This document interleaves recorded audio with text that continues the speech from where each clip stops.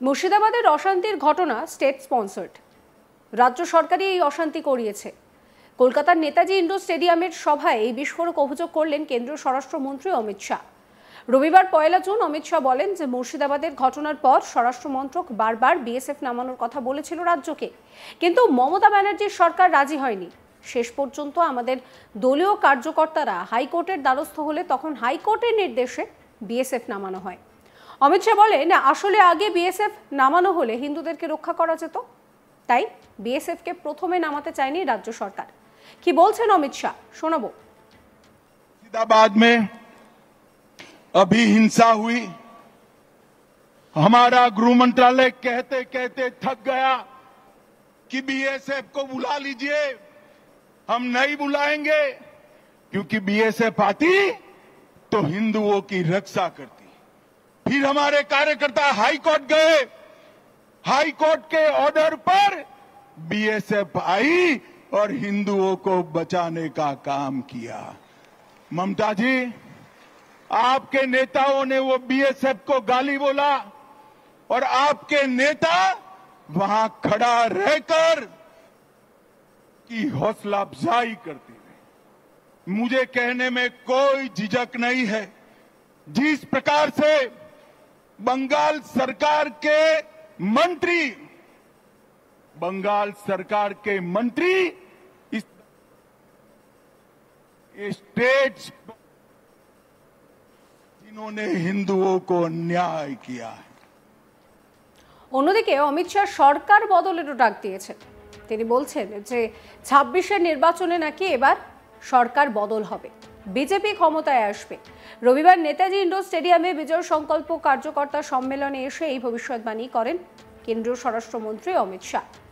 এদিন তিনি বলেন যে টিএন সেশনের পর সারা দেশে ভোট সংক্রান্ত অশান্তি বন্ধ হয়েছিল, কিন্তু এই বাংলায় দিদি বিজয়ী হওয়ার পর ভারতীয় জনতা পার্টির নেতা কর্মীদেরকে জানে শেষ করা হয়।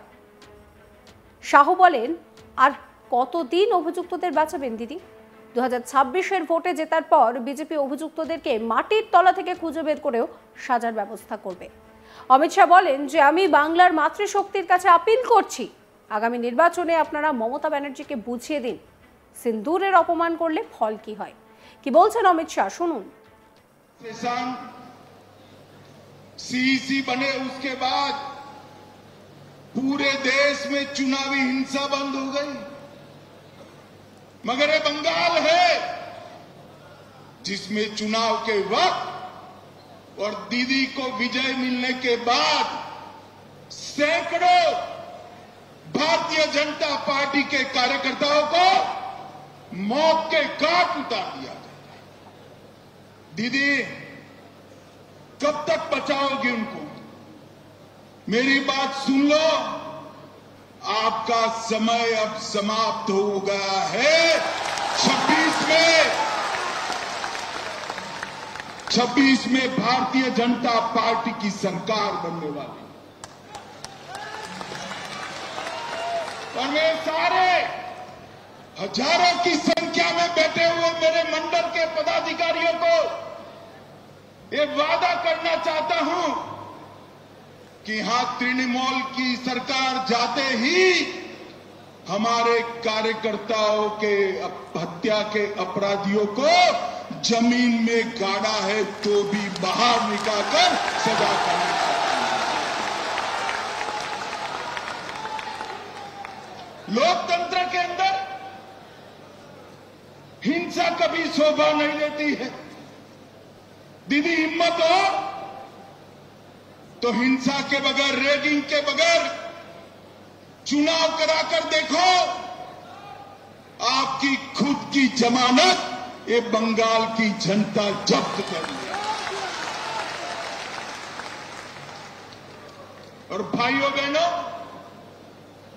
वोट बैंक की तुष्टीकरण ने वोट बैंक के लिए पतन की सीमा ये ममता बनर्जी ने पार कर दी। अभी कुछ दिन पहले पहलगांव में पाक प्रेरित आतंकवादियों ने हमारे निर्दोष नागरिकों को, यात्रिकों को धर्म पूछ पूछ कर परिवार के सामने मार दी। मुझे बताओ बंगाल वालों, वो पाक प्रेरित आतंकवादियों को सजा देनी चाहिए या नहीं देनी चाहिए? अरे जोर से बोलो, देनी चाहिए या नहीं देनी चाहिए? मोदी जी ने ऑपरेशन सिंदूर किया, ठीक किया या नहीं किया? भाइयों बहनों, हमने सर्जिकल स्ट्राइक करी, एयर स्ट्राइक करी, और अब ऑपरेशन सिंदूर कर 100 किलोमीटर अंदर जाकर उनके हेडक्वार्टर को ध्वस्त, सैकड़ों आतंकवादी मौत के घाट उतार दिए गए। একদিকে অমিত শাহ সরকার বদলের ডাক দিচ্ছেন, অন্যদিকে কুণাল ঘোষ তৃণমূল নেতা, তিনি কিন্তু এই পুরো বিষয়ে যেভাবে অমিত শাহ কটাক্ষ করেছেন তার যথাযথ উত্তর দিচ্ছেন।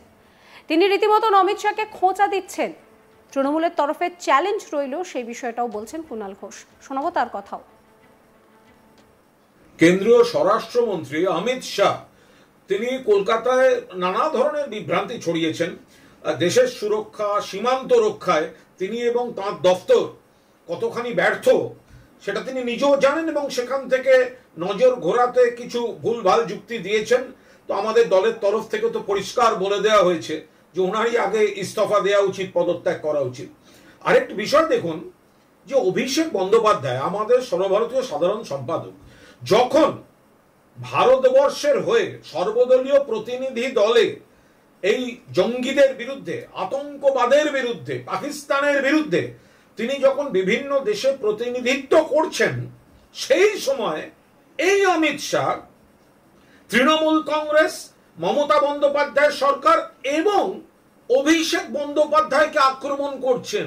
ভেবে দেখুন, যখন অভিষেক বন্দ্যোপাধ্যায় ভারতবর্ষের হয়ে সর্বদলীয় প্রতিনিধি দলের সেরা পারফর্মার হিসেবে দেশে দেশে ভারতবর্ষের কণ্ঠকে প্রতিধ্বনিত করছেন, ভারতবর্ষের শত্রুদের উপর আক্রমণ করছেন, সেই সময় বাংলায় এসে অভিষেক বন্দ্যোপাধ্যায়কে খোঁচা মারছেন। কি বলছেন অমিত শাহ? তিনি অভিষেক বন্দ্যোপাধ্যায়কে খোঁচা মেরে বলছেন মমতা বন্দ্যোপাধ্যায়ের পর তার ভাইপো কি মুখ্যমন্ত্রী হবে, হতে দেব না। মুখ থেকে তো বেরিয়ে গেছে, শয়নে স্বপনে জাগরণে। মমতা বন্দ্যোপাধ্যায় দীর্ঘদিন, তারপর অভিষেক বন্দ্যোপাধ্যায়। বিজেপি কই? বিজেপির কোনো ভবিষ্যৎ নেই। আমি